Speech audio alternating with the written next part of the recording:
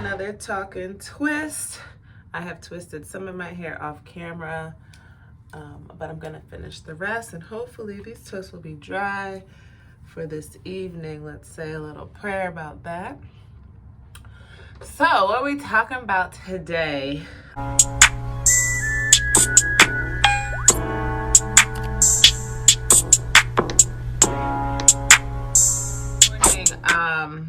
I had an email from something I subscribed to signing another petition for Breonna Taylor. And then I saw that one of the cops was fired. One of the cops that murdered her was fired. And although that is something, that is not nearly enough. So I was reflecting on all the protests that were happening in the beginning of the pandemic. Where are they at now? And kind of like how when George Floyd happened, it was so responsive, and it was automatically hashtags and t-shirts and slogans and, you know, all the things on social media, and even protests. There were protests happening all over the world. Like, it was a beautiful thing to see people band together for the right reasons, even during a pandemic, which presented some safety concerns, some health concerns.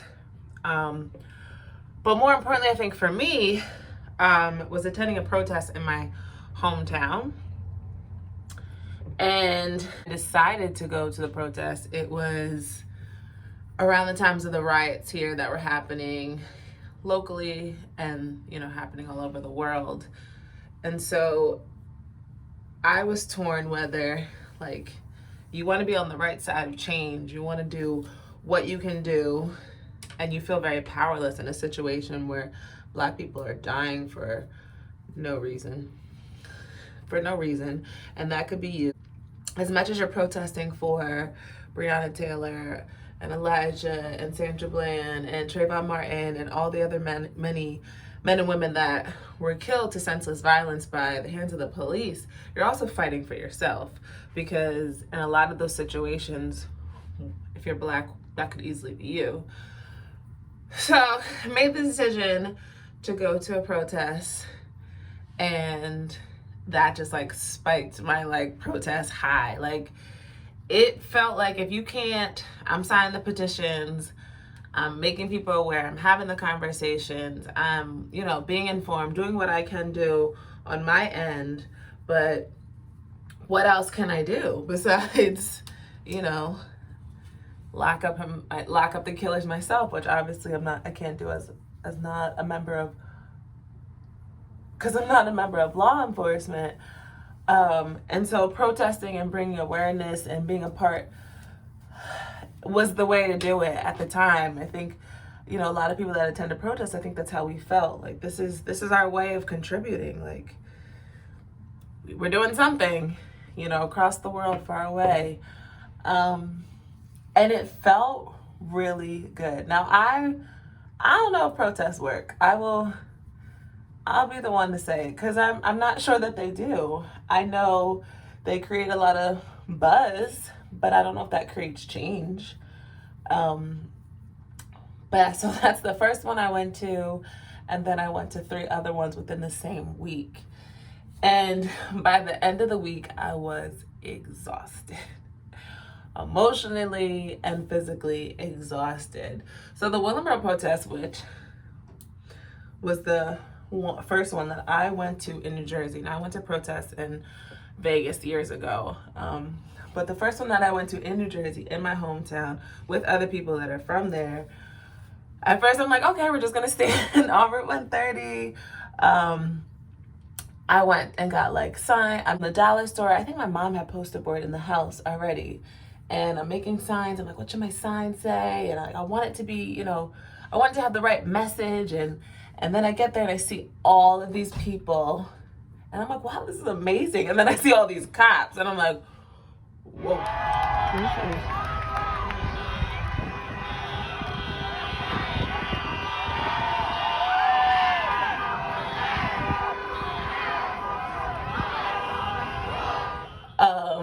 But then I didn't realize at the time that the cops were working with us for the protest. And Give him my town, I should have known. But at that time, and even now, I question every cop car, because every brother ain't a brother. My dad has always said that to me. Every brother ain't always a brother. And so anyway, so I see all these cop cars. I'm like, oh shit, there's all these cop cars. Like, are they gonna shut this down? And then I realized that they with us. So they're like blocking streets off so that we can walk. And I'm like, that's dope. And so we're standing, we're yelling, we're chanting on the highway.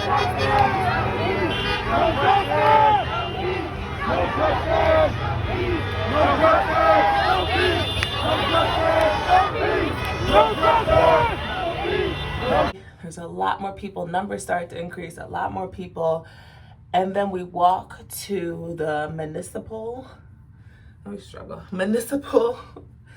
building to meet and hear from the mayor of the town, which was cool because, you know, I mean, it's like, brings it full circle that you're not alone and you're not fighting alone and that the town is fighting.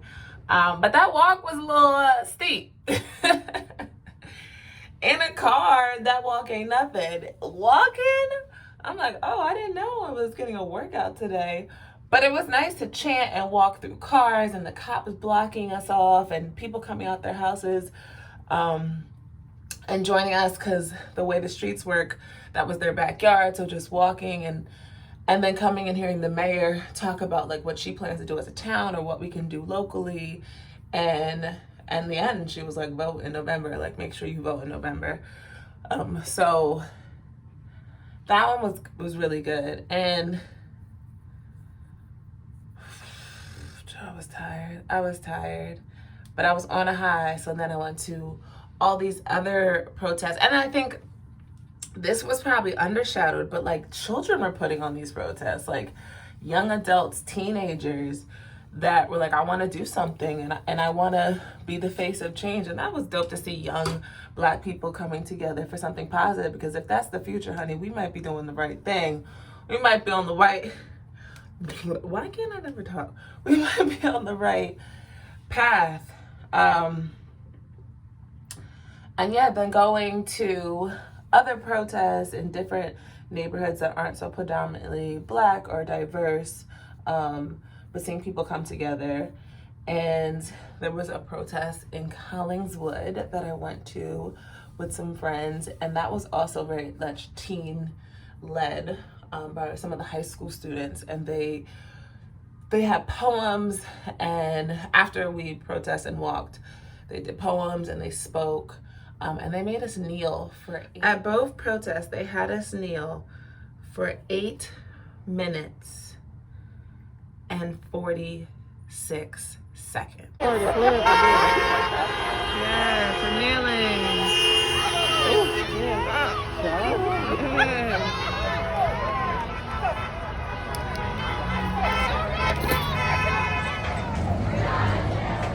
And when you hear that and you see it on the news and you see the picture of that cop, I'm not even saying his name, kneeling on George Floyd's neck, like instantly like rocked by it. But to physically kneel yourself, child, I couldn't last 8 minutes.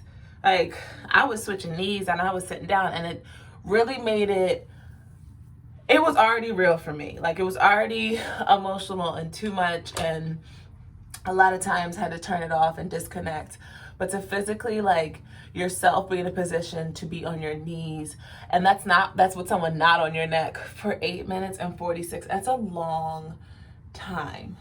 It's a long time to kneel. So I can't imagine how I would feel killing somebody. Like that's a long time in general to enforce pain on somebody. Like you're fully intended on what you're doing for 8 minutes and 46 seconds. Like that, no, like I know, like that, and it made it real. And I liked, and I'm assuming that if you're at a protest and you're not a person of color, you're there for the right intentions, I hope.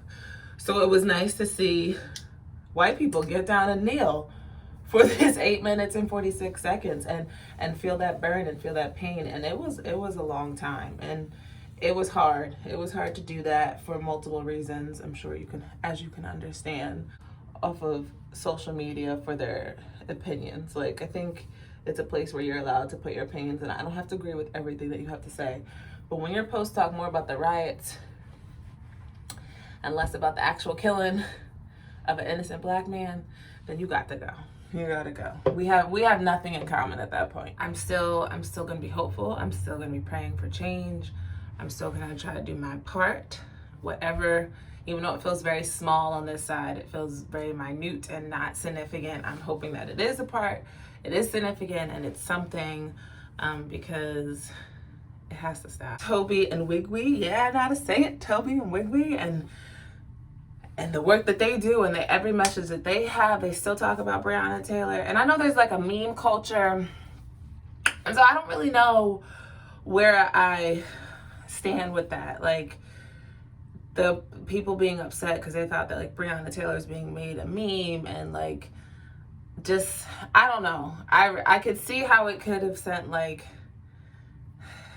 I think that's how Black people express themselves. And I think it's how we honor people that have died. Like, I think it's a cultural thing. It could be other cultures, but I'm only gonna speak for my culture, where initially we get a tattoo, or we get t-shirts, or bumper stickers, or like altars. Like, I know I have pictures and stuff. Like, I think as much as it felt like a meme, I think that's our way of like, you didn't die in vain, and you're still immortal and living, and we still have to keep your visuals present and alive and let people know that you didn't die in vain. And so I understand that people felt like it was being this social media trendy meme culture, and I'm not gonna say that it wasn't, but I think for us, we're like putting it in your face. Like, do not forget, yes, I look cute in this picture and still arrest the killers. Yes, watch this video and still arrest the killers. Like, that's not to make light of it. That's to say, like, yes, life is still going on for me, but don't ever forget that you still need to get these killers. Like, and that's how I took it. Maybe there's other ways to take it. But when people post their pictures, or when celebrities would do it and they still put arrest the killers on the bottom, I'm like, don't forget, like, we gotta stay on top of Daniel Cameron and all of that. So anyway, so with that being said, like, comment, and subscribe, and arrest the killers of Breonna Taylor and Elijah McClain.